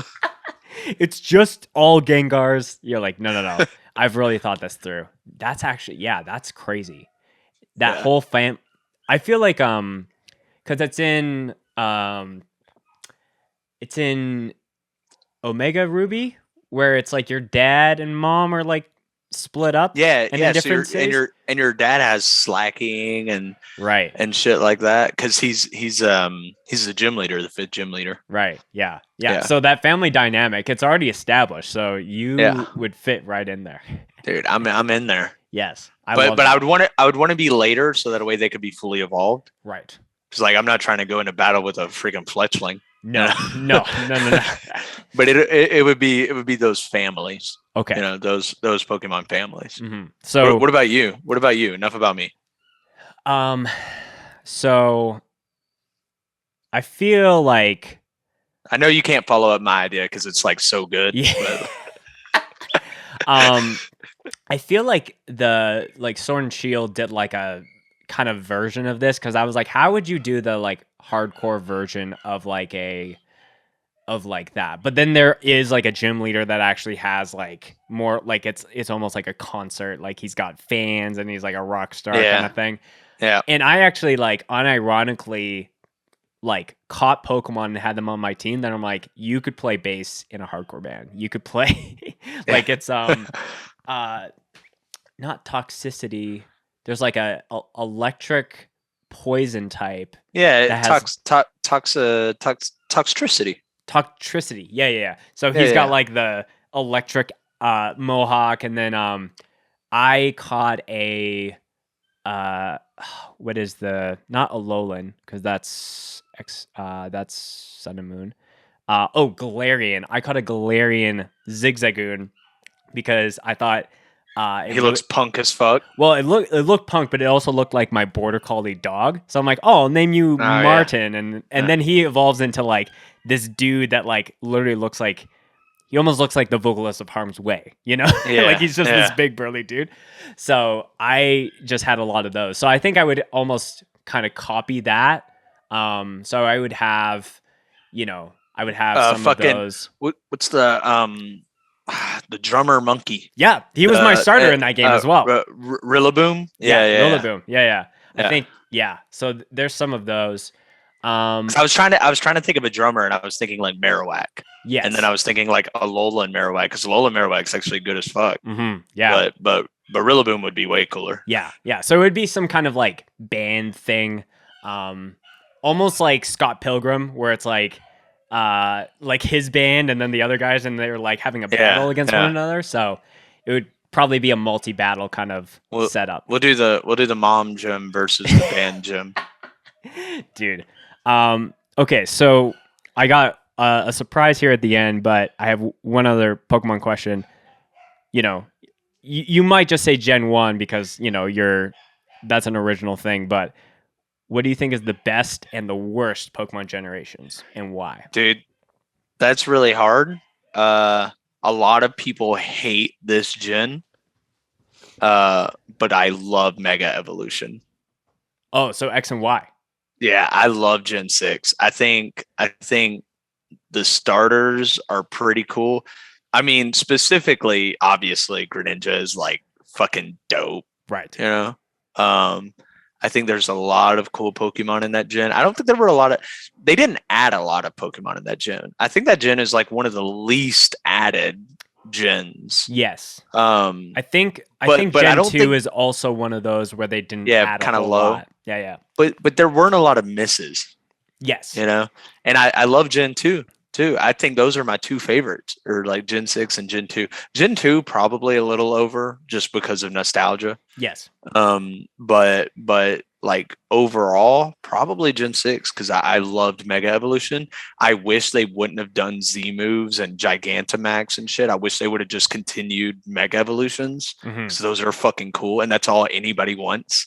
Anytime a new Pokemon game is coming out, nobody's asking like, are there going to be Gigantamax? Are there going to be Z moves? Everybody's asking, are there going to be Mega Evolutions? Fucking listen, Game Freak assholes. I know. Like I have like this kind of thing with like Nintendo where it's like I have a huge amount of respect for them to like literally like almost not take feedback at times and like introduce new ideas, and some are like, oh, that's a terrible idea, or like, oh my gosh, I couldn't have even thought of that. So like the fact that you have a team together that's working that, but I feel like it is that thing where Game Freak will like I felt like Mega Evolution was the thing that bring me back into the Pokemon world.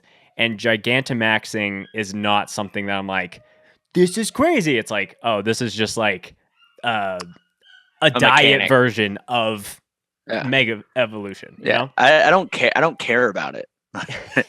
But then like for the least favorite, I do like this. I like every gen, and I like this gen specifically because the second games in this gen had a difficulty option. Oh, okay.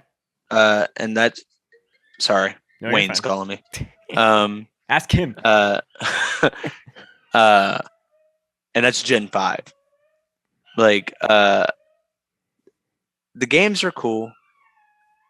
The animation for the game is just weird to me. I don't like it because it was the first one that they tried doing moving sprites, but the execution was just off. Yes. Like, I don't like the aesthetic of the game. The challenge mode in the second game in like Blaze Black or was it Black 2, White 2? I think Blaze Black is a hack. It's White 2, Pokemon Black 2 and White 2. Yeah. Well, they have the challenge mode, and I think that's so cool because it's like, as Pokemon fans, we've created all these other means to play it because it's too easy, like doing Nuzlocke and shit, So it's cool that they finally did something like that. So yeah, probably that one. And I didn't like how the evolution levels in that game were so high. Like, for what? I know. Dude? Like, I feel like in some of the earlier games that you're like, okay, to get a Tyranitar, there's a grind of like having your Larvitar and then going to Pupitar, and then like level 45, you get this like little thing into like, you know, the Gujira of the Pokemon universe. But and then to have that for you got to be at level many. 70. You got to be at level 70 to get the final Evo. Yeah. That's ridiculous. And Braviary, I think, is like 64. Yeah. He's not even that good. Yeah. Like, fuck off. Yeah, you have like this little like not pigeon, but like this little bird, and then it's like a bigger bird, and you're like, this should be level 30, if anything. Yeah. Yeah. The only one that's worth it is Hydreigon. Yes. Hydreigon's badass. But is he a pseudo? I think, is he? I believe so, yeah. That's the dragon with the faces. 3 heads. Yeah. That's a pseudo legendary. So yeah, like it is, again, it is that wild thing where it's like Pokemon will be like, here's a new Pokemon. You're like, this should have just been the evolution of this other Mon, but for some reason you're keeping it as its own thing. But I think I do have to agree with you that even though I played through Gen 5, and I'm glad that I did, I was like kind of underwhelmed, especially with some of the newer Mons that they introduced. There's a lot of forgettable faces there. Yeah, absolutely. So that is the perfect segue into this last section that I'm going to do. So you didn't say your favorites. Hold on. You didn't say your favorite. Favorite. Gen 3 for sure. Just because, you know, there's like the nostalgic, like original version. And then the remaster was like, I feel like a perfect way to play to that, give proper post game. I think a lot of really staple Mons that get introduced into later games as well. For Gen 3, yep. Yeah, so I would say I feel like X and Y is maybe in that same realm where it's like close, but like Gen 3, because it's more nostalgic, gets above that.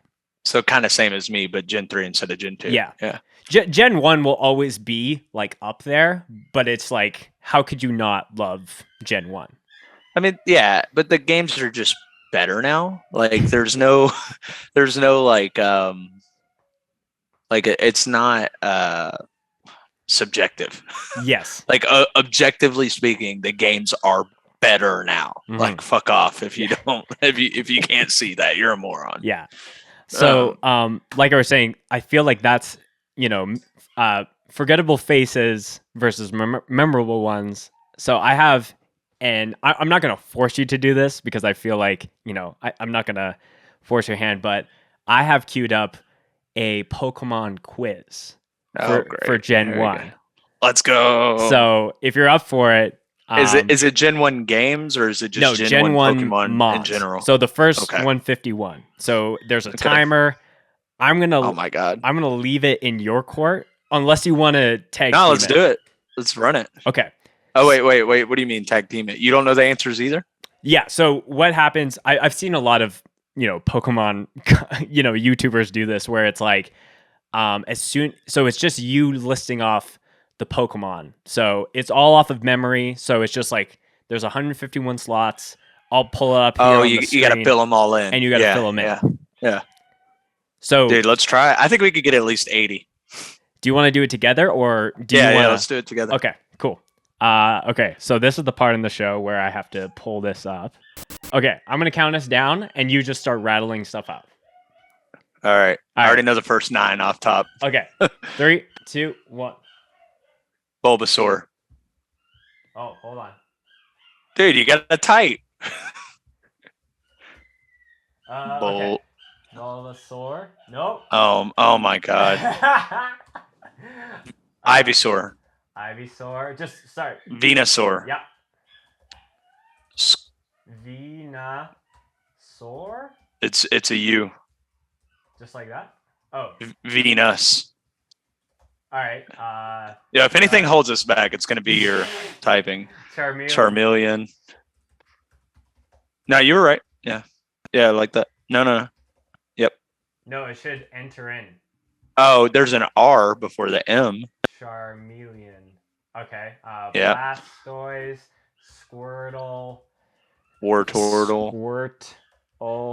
Wartortle, Caterpie. Let's do the bugs. Metapod, Beedrill, Butterfree. Kakuna. Butterfree? Free. Oh, yeah. Yep. And then Kakuna. And Weedle. Who else? Meowth and Persian. Zubats and Golbats. Yep. Golbat. Geodude. Okay. Reno. Geodude. Nidorina. Nidorina. Nidoqueen. Nidoqueen. Pikachu. Obviously. Pikachu.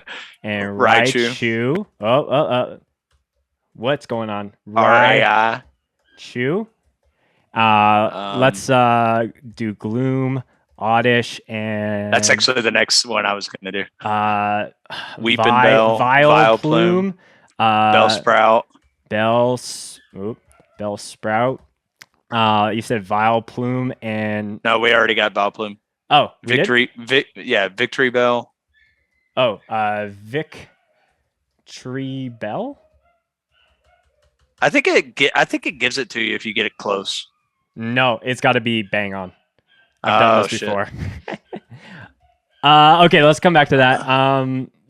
We're missing a ton at the Weepinbell. Weeping Bell. I think it's just NB. Weepinbell. Okay. Dude. Pidgeot. Pidgeotto. Pidgeot.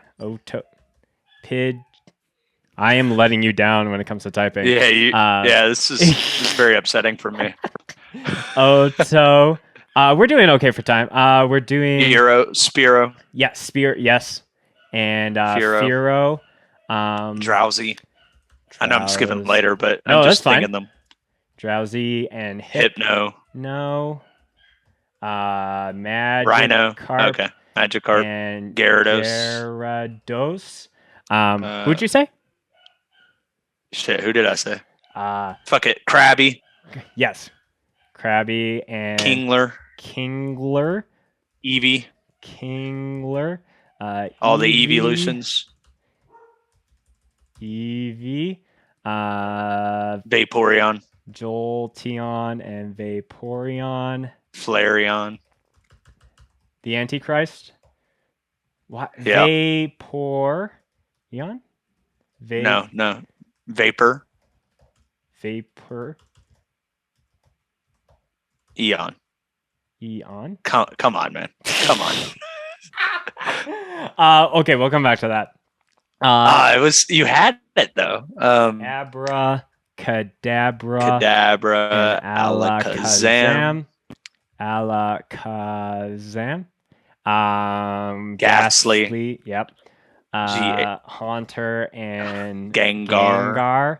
We're Onyx. Yep. Onyx. Onix, right? Onix. Yeah. Graveler.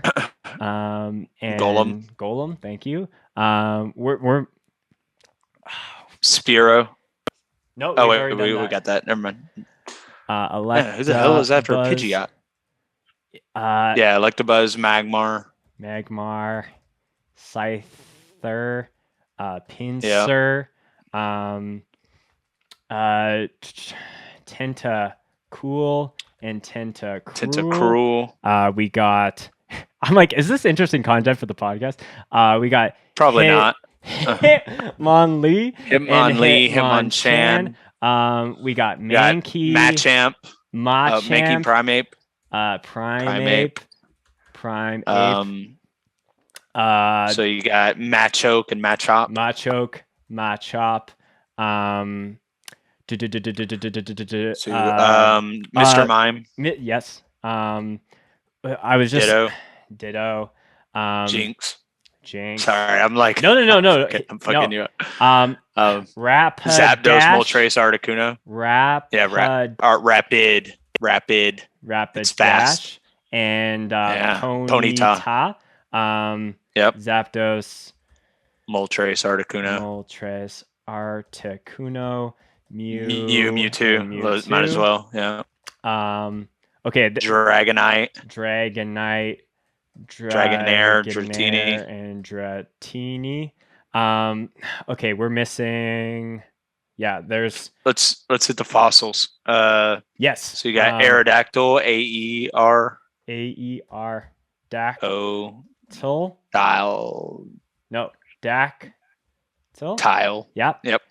We got Kabuto. Ammonite. Look, I don't blame you if you misspelled them. Kabuto, Kabutops.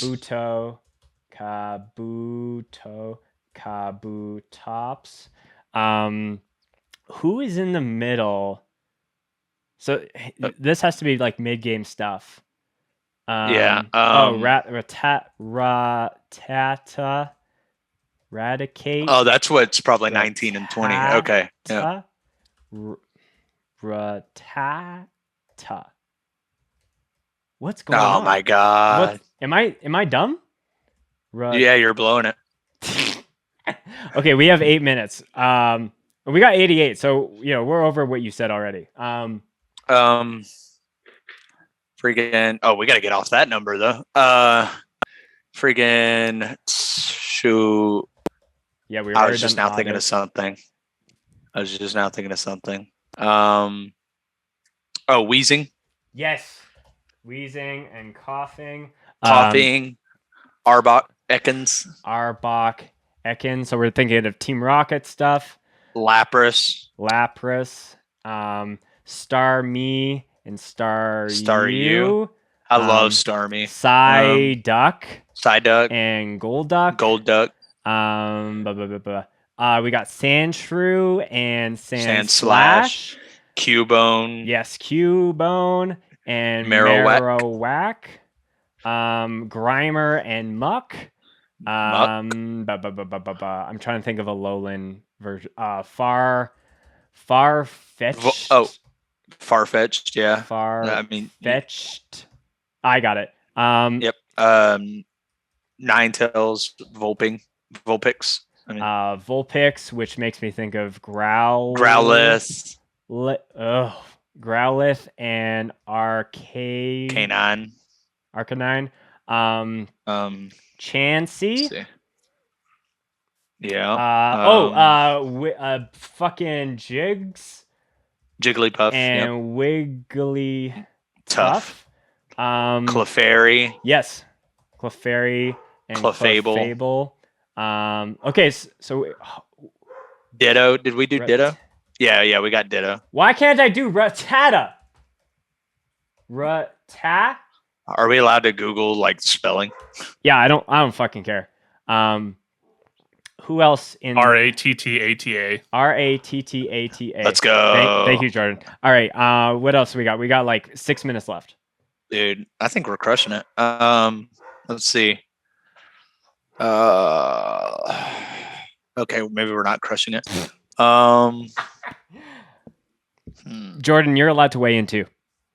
I'm making a last minute idea. No, because I'm doing it on myself here too. I want to see if I can beat you. File plume. No, I think we did that. It's Weeping Bell, Victory Bell. Can you find out Victory Bell, please? It's Tree, TREE. Tree Bell. Okay, we got it. Yeah. Magnemite and Magneton. Good call. Good call. Voltorb. And Electrode. Voltorb and Electrode. Nice.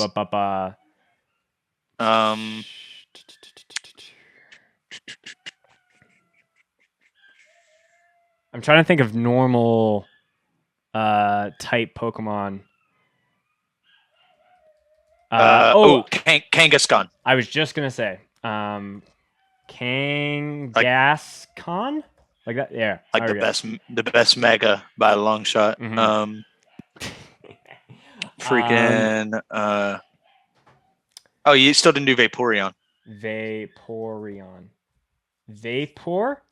With a U? Yeah. No. Vapor is with just an O. Eon. EON.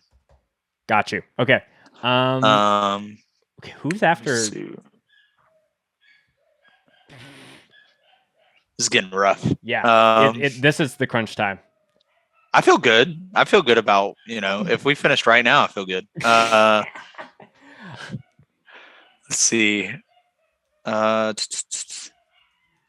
Man. Is there other psychic mons that we're not thinking of? That's one of the types I was thinking of. Paris and fucking Parasect. Parasect. Yeah. Good.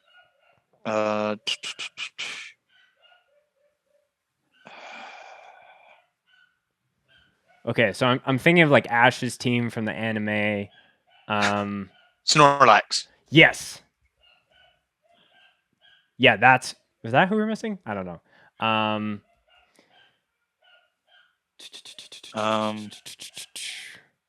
Just my dog barking in the background. Rhydon. Yes. Rhydon. Ugh. You need Rhyhorn. You already typed in Rhydon. Oh, okay. Rhyhorn. I'm trying to think. Is there any others on Giovanni's list that were like got that? Thinking of Blues team. Yeah, I was running through those too. Freaking.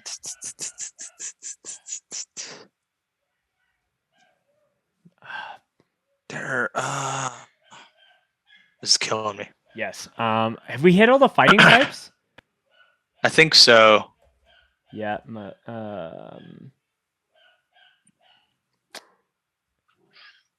This is killing me. We got 2 minutes left.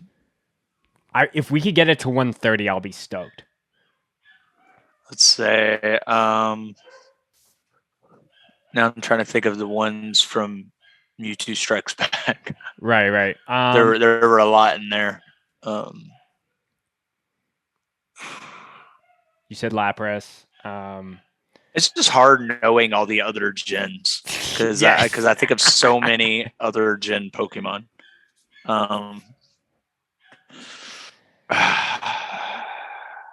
We suck. It's that thing where it's like, okay, is there any ground Pokemon? Oh, Diglett, Dugtrio, and Diglett. Okay.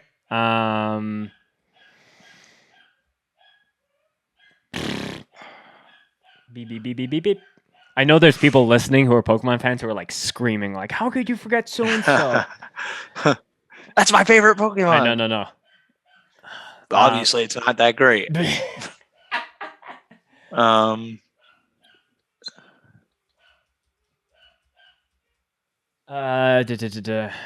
We did Abra. I'm trying to think of it. I'm trying to think of more like single evolution chains. Yeah, because like there's a lot in here. Yeah.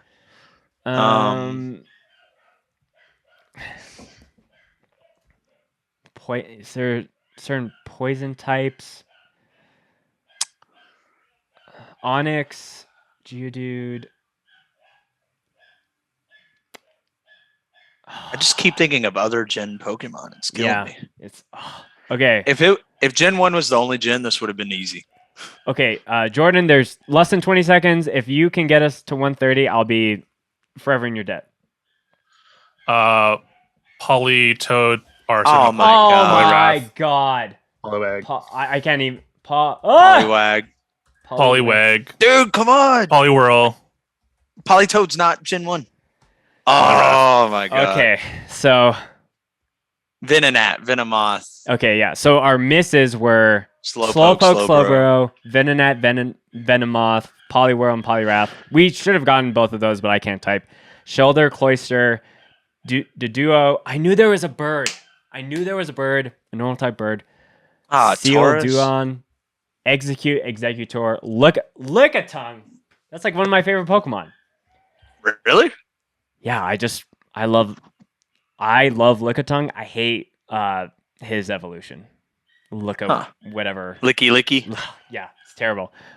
Porygon and Tauros. So I don't know how we forgot a lot of those. I hope that was entertaining or interesting. We rocked it. Yeah, I round of applause. I think we did okay. So I think that's a good point that we can start to wrap up the show here, Luke. I really appreciate you coming on, chatting about some Pokemon and some hardcore stuff as well. I feel like we did like 2 podcasts. Two podcasts, yeah. The last section of the podcast, as you know, is a favorite Mosh story that you would like to end on. So that could be before we go to that, I want to show you what I bought today. Yes. Yeah, I had a surprise for you, and you said you had a Pokemon surprise for me. Oh, do you want to wait until after? No, you can show me now. Okay. It's just something I bought today. I think it's cool. I got the Brilliant Diamond Shining Pearl Nintendo Switch. That's very sick. I literally did not even know that this was coming out. That is super clean. Like I just found out about this yesterday. And I was like, yeah, I have to go get that. Yes. Because my wife has the Sword and Shield one. Because I bought that for her when that was coming out. But yeah, I already turned it on and everything. Yeah, I'm playing Sword right now. That's so Let's go. Sick. I'm really excited that we're gonna eventually do this Soul Link episode. I think that will be very, very fun. We can even do it non-streaming if you want. If you want to just hang and play some fucking Pokemon, and then maybe after that. Yeah, maybe we should do a trial run first. Yeah. And then gotta see how they work out the kinks. But yeah, Luke, hit us with a Mosh story to kind of end this episode here. It could be anything that's first to your mind. Could be you, could be someone that you know, someone that you hate, whoever is first to your mind. Oh man, it's okay. So this is actually a really embarrassing one about me, but also kind of cool, I guess, maybe. Sure. So, when I was going to shows like in Little Rock growing up, a lot of the big like deathcore stuff would come along, and I always hated the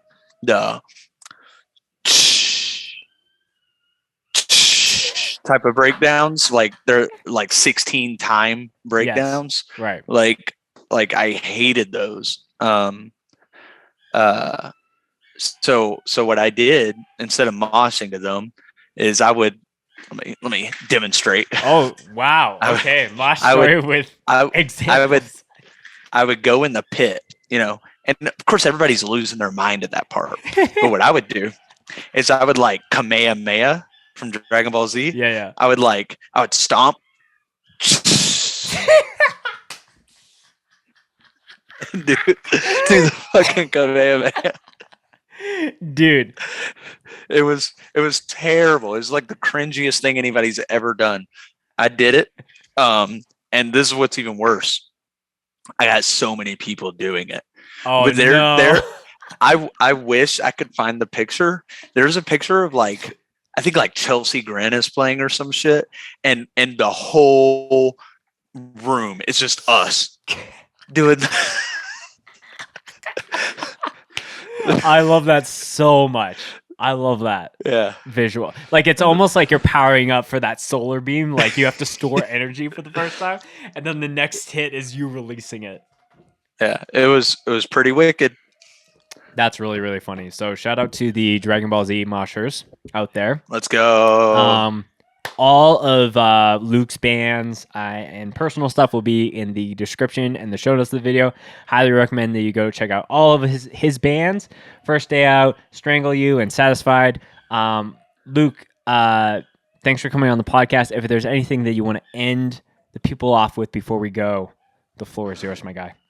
I mean, I guess just shout outs, shout out to me. I'm like... I'm really fucking dope, dude. Follow me on Instagram. No, I'm just kidding.